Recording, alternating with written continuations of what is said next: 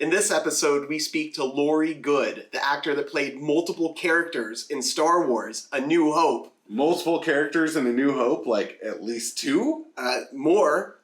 3 characters? 3 characters, all in A New Hope. What? In fact, he wrote a song about one of the characters that he played. Okay. It goes a little something like this. Well, let's hear it. Who was the Stormtrooper? Who could it be? Nobody knows. It's still a mystery. Mystery. JAK in the Box. I hope you're going to edit it so it looks, forgives me, it puts me in a good light. So here we are again, speaking with another actor from the Star Wars movies. That's right, the first one. The very first one, A New Hope. Your name is LAURIE Goode. Would we recognize you as one of the characters in the film? Only the one that banged his head. I mean, I didn't really push that too much because I never really had, someone like George Lucas saying to me, "Oh," and telling me off and saying, "Oh, you shouldn't have done that," or anything like that. So I didn't have that kind of. But other people started saying it was them, and I knew it was me. So that's when I started making more of a fuss about it. 1 second here. You're telling us that you are the Stormtrooper, that when you walk through that doorway, you were the one that banged his head in that doorway? Yeah. Yes, that's me, yes. Amazing. Oh my goodness. Wow. I've always wondered who that was. Take over. Need to hit. What happened was we were holding the guns in our right hands, and the holsters, the Stormtroopers' holsters are on the left. So they said, one of the assistants said, "You're holding the guns in the wrong hands, holding in the left hands." And we did the one take with the guns in our left hands, and they said, "That's it, we got that." And I thought to myself, hang on, I've just banged my head.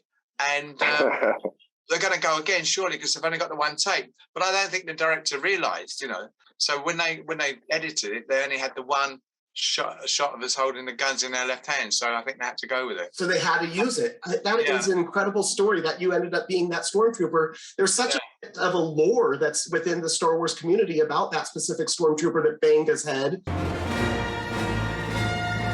When we meet Jango Fett, he bangs his head going into the Slave One, and that's almost like as a way of saying, "Oh, look, it happened to Jango." He's the one that kind of cloned all these Stormtroopers, and now the Stormtrooper's banging his head. You are a very popular Stormtrooper, my friend. This is incredible to be talking to you. Now, LAURIE, what was it? Were you just were you taller than the other Stormtroopers, or what was the reason that you banged your head and no one else did? Well, I had an upset stomach that morning, and I went along to I kept going to the loo and getting out the costume, putting it back on again. I was about 3 or 4 times I've been to the loo, so we kept rehearsing it, and then I was shuffling along because I'm thinking, so an accident's going to happen here. I'm gonna crap myself here, and bang, I hit. So I wasn't concentrating, and bang, I hit my head. Your mind was on other things than the actual. Well, I just wasn't concentrating. So at lunchtime we were in the bar as we usually were, and I said, I don't know why I didn't go again, because they've only got the one shot. I was holding the guns in their left hands. So that's the story. Oh, that is really, really incredible. Speaking about being a Stormtrooper, at what putting the uniform on? You have to put on some sort of bodysuit on underneath. Yeah. Put the armor on. How does all that work? Well, I had a leotard, wasn't it? And we put a leotard on. Apparently, they had the leotards on, and they came over from Tunisia. They've been filming in Tunisia. And they had all fleas or something, bugs in the leotards. So every time was scratching. So they had to take them all off and wash them. Interesting. Very, very interesting, all of that. And then how many days did you actually shoot? Was it a couple weeks that you were on set, or a few days? How long was your production part? Well, it's just before Easter in 1976. So I was there Tuesday, Wednesday, Thursday, and then Friday we had off, and then Monday, because it was a bank holiday, and then Tuesday, Wednesday, or Thursday in the Cantina, I think, afterwards. So 6 days I was on there for the first stint. And then back again for odd days, and the ceremony at the end. I was in that as well. We did it down in in Shepperton Studios, because the main one we did up in Elstree Studios, Boreham Wow. Wood. That is incredible stories to be hearing this, Laurie. Thank you so much for sharing all this with us. And now you're saying that you were in the Cantina scene as well. How would we know you from the Cantina scene? Well, I was soaring. What happened? I said, if you can get into this costume, you can come back next week. So go down the wardrobe and see if you can fit into the costume. So I went down there and I put the helmet on. That was right. I think it was for a girl. And it was a bit tight around the chest, and the trousers didn't fit, but they gave me another pair of trousers. So I became a Sauron, which is a crocodile type of character. But it was just lurking around the bar, basically. That's all really. You know, That is so awesome. I think they dubbed a grunt on me, sort of like looking around. Yeah. So, but I didn't grunt, but they. Well, you did that grunt very well. You still have it in you. Are you in the scene then when Obi-Wan Kenobi, Alec Guinness's character, like lights up the lightsaber and slashes off the Walrus Man's arm? Yeah, that's in the Cantina, isn't it? Yeah. Yeah. So were you there when all that was being shot? What was that like to see that being shot? Yeah, and also when isn't Harrison Ford in a shot there as well, where something happens like that? There's with Greedo shooting him. Yeah, that's right, Greedo. Yeah, with Greedo. Yeah, that's right. Right. So you were there when all of that was being filmed, Laurie? Yeah, we were in the whole duration of it. Yeah, I mean, it wasn't just sort of like sitting around on the set.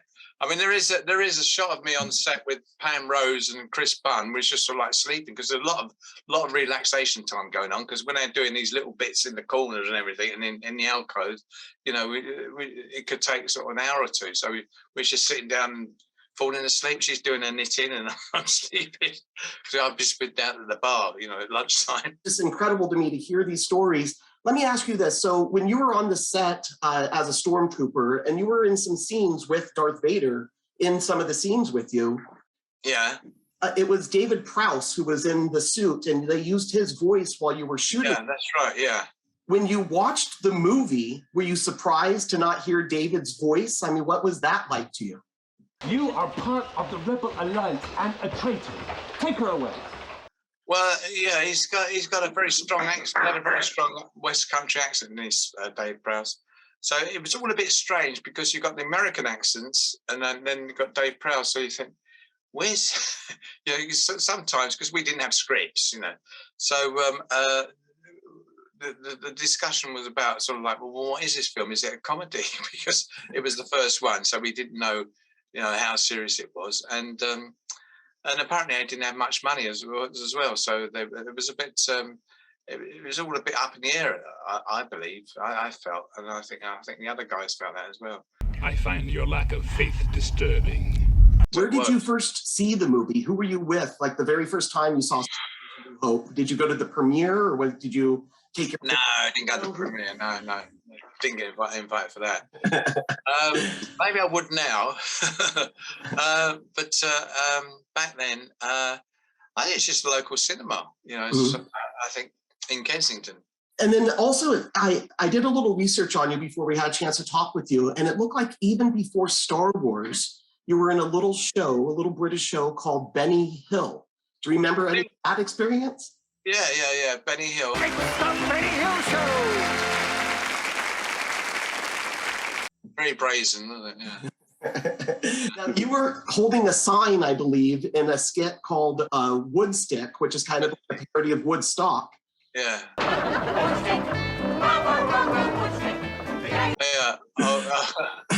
OAPs, they call them in this country. That's the sign that you're holding, the no OAPs. They just give me these things. Yeah, okay, I'll do it. Yeah. Hold it up there. And did you actually get a chance to meet Benny Hill? What was he like? I never talked to him, but obviously, watching him act, I mean, he's okay. It was very humorous all this time. He's very, he was always looking for the next joke somewhere, even though the camera stopped rolling. So he would laugh and joke around. There's another guy called Bob Tobb, who was one of his stooges, who was also the same, but he was drunk most of the time. You know, Laurie, I will tell you that I brought out one of my original Stormtroopers here, and there's no way that if you had told the 5-year-old me when I was playing with this Stormtrooper right here that I would eventually speak to a Stormtrooper, I would have never believed that person. And now that 50-year-old me, I still really can't believe it. This is really an awesome experience. Okay. This is so fun. Thank you for coming on and talking to us for minutes here. DB, is there anything else that you wanted to ask before Laurie goes?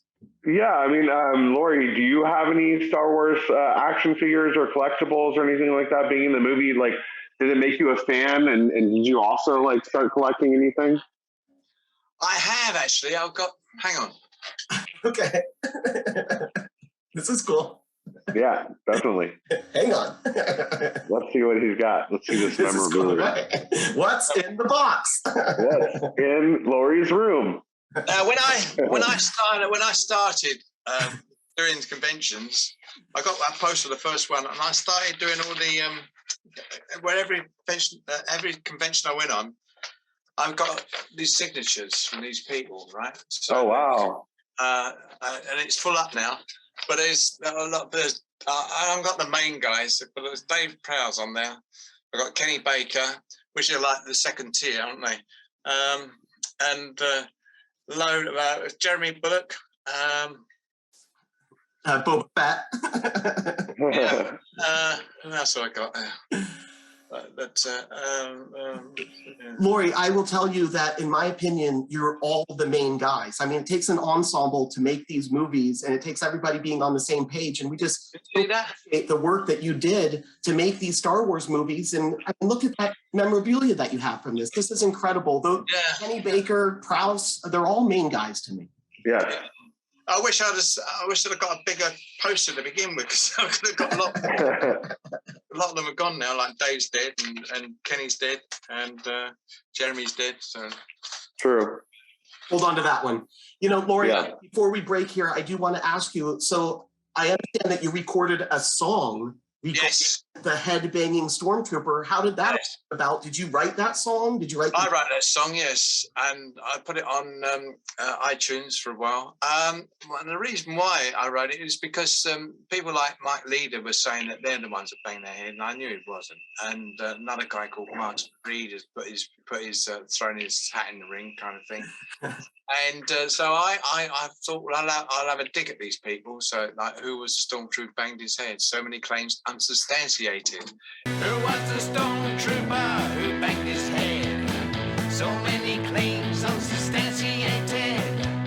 You know, so it's and a bit of a laugh for a while.